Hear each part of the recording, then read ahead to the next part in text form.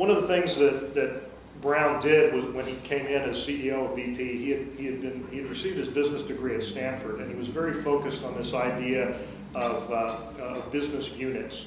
And he created this entire structure throughout the company of these business units that operated like separate companies. They each had their own profit and loss goals that they had to meet, and then he would kind of oversee everything. Now, when he first took over BP, this wasn't entirely a bad idea. They had maybe 30 of these units across the entire company. But after they merged with Amoco and then Arco, that amount had expanded to something close to 300 or so, and it just became a very unwieldy structure. Brown also believed in moving people around quite a bit. Some people see that as a defensive posture of CEOs that are afraid of challenges. If you keep people moving around, you keep them off guard, they can't be a threat to you. Brown's argument was that it kept people challenged and engaged and that sort of thing. But no matter how you slice it, the combination of those two attitudes created a situation where a guy would come in to run an operation, say a pipeline operation. He knew he was there for 2 years. His contract said he had to meet certain profit goals during that 2 years, and if he didn't, he could lose his job, he'd certainly lose his bonus, he might get reassigned to where he wouldn't be in charge again, so essentially demoted. So the emphasis was always on meeting those goals above all else. And let's face it, if you're talking about something like maintenance, you can push that off and for a couple of years, let the next guy worry about it, right? Because I'm going to be out of here, I'm going to be on to the next thing. And so you saw this pattern across the company, and we saw this in Texas City especially. That was where it was perhaps most prominent.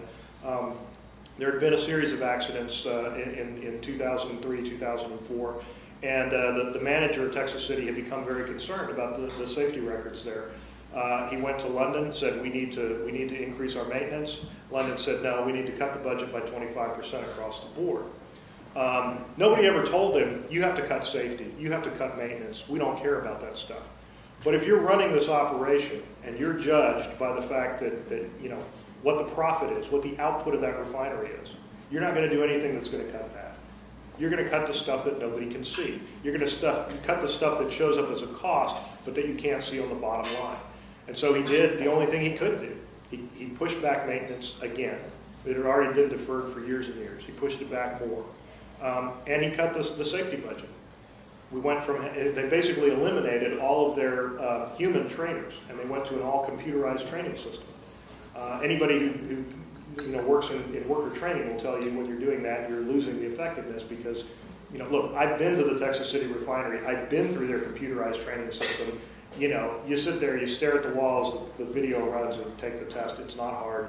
You're in, okay? Honestly, if there had been an accident when I was in that refinery, I can't tell you for sure I would have known what to do. So this is kind of how these cost cuts manifest themselves. And again, as a business reporter, you don't often get to see such a direct link. One of the things that was very chilling to me was I interviewed a guy named David Teverball, who was the fire captain in Texas City, for the city of Texas City. He was one of the first outsiders to respond to the explosion in 2005. And he tells just a harrowing story of what it was like in those early minutes. And I couldn't even put some of what he told me in the book. It would have been too upsetting to the families. But it was very difficult for the first responders to identify the bodies from the wreckage. That's how complete the devastation was. And he said, he stood there trying to make sure his guys were okay emotionally and trying to figure out everything that needed to be done. And he realized, no CEO ever has to do this. No CEO ever stands where I'm standing and sees the cost. This was a budget decision that was made in London, by some guy who said we have to save money. And now here's this fireman standing here and the consequences of that action. And so, it's something that I think all companies need to think a little bit more about, how their decisions sort of play out on a human level. But it was really the situation at BP was somewhat unique, and I really had to struggle with this when I first got the deal to write the book, because McGraw-Hill being based in New York. They're wonderful people, but they have sort of a New Yorker's view of the oil business, which is to say not a very deep understanding.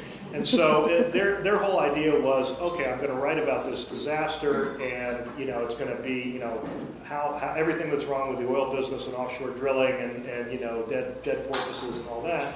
And I kept telling them, I said, from my standpoint, there will be books written about the environmental consequences and about the government's response, but from my standpoint, the most compelling story is the context in which this happened, the context of BP. And I kept telling them, stop thinking of the Deepwater Horizon as the story, think of it as a symptom of the story.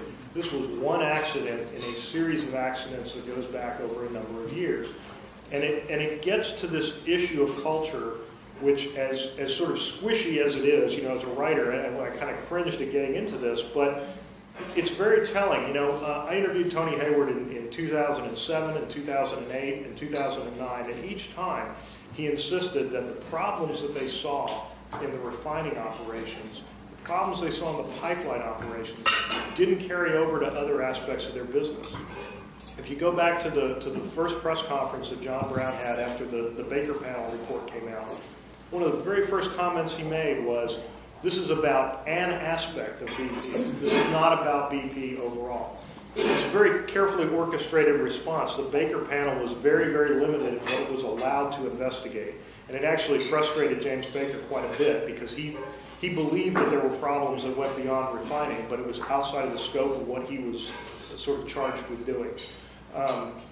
And so, it is something that BP never saw. They didn't see it then. Tony Hayward didn't see it. And I'm not convinced that Bob Dudley sees it now when you look at some of the comments that he's talking about. BP just last week sent a letter to the Bureau of Ocean Energy Management and other stuff. It's a terrible name for an organization. But anyway, they outlined a series of new procedures that they want to adopt or that they have adopted for going back into the Gulf of Mexico. And it sounds real good, as most of their press releases do, but when you start picking it apart, and I wrote about this yesterday in the Chronicle, there's not a lot of substance to it. Most of these procedures are things that they have to do in some of the other countries they operate in. They are things that are directed at others, and they're nothing that they have addressed looks internally at their decision-making process. Okay. For example, they supposedly have this global focus on safety, yet they're presenting a series of procedures only for the Gulf of Mexico, not for their other operations. Okay, that's kind of a red flag. They've said that that they're going to install a second set of shear rams, the pieces on the blowout preventer that cut through the drill pipe. They're going to install a second set on all their wells. Well, that's a good move. But again, it basically speaks to the issue that BP believes the blowout preventer is to blame for the accident, not anything they did.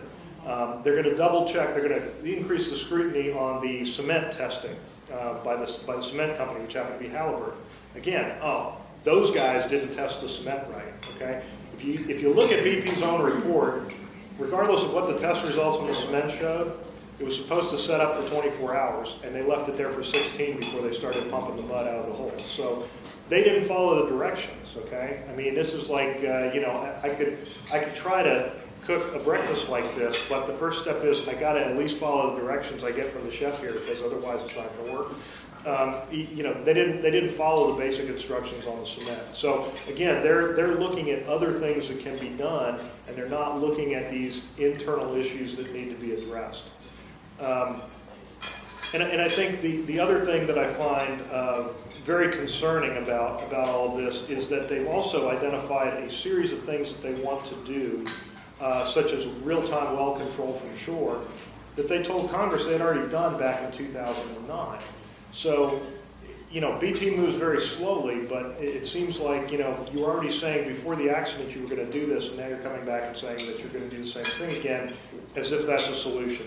And so, there's a lot of concerns that I have about how BP is going to move forward. One of the things that I've hit on frequently in my column is that I think that as we grant drilling permits to companies to re-enter the Gulf, that their safety history ought to be factored in. There's been some resistance in the industry from this. There's a sort of a widespread belief that, you know, how you operate an offshore rig doesn't necessarily correlate to how you operate a refinery. But what we see in the BP story is that there is a correlation, there is a common thread, and it gets to this issue of culture and where the emphasis is put.